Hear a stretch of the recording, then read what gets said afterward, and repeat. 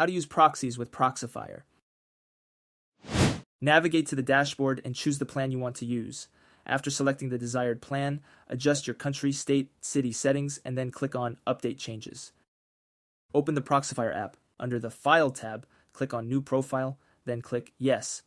Under the Profile tab, click on Proxy Servers, and then click on Add. Go back to the generator and choose between rotating and sticky proxies.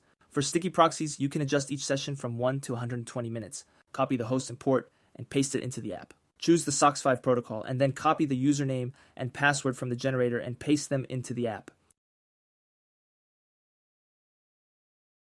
Click on Check to make sure that the proxy is working. Close the checker tab, click OK, and finally press Yes.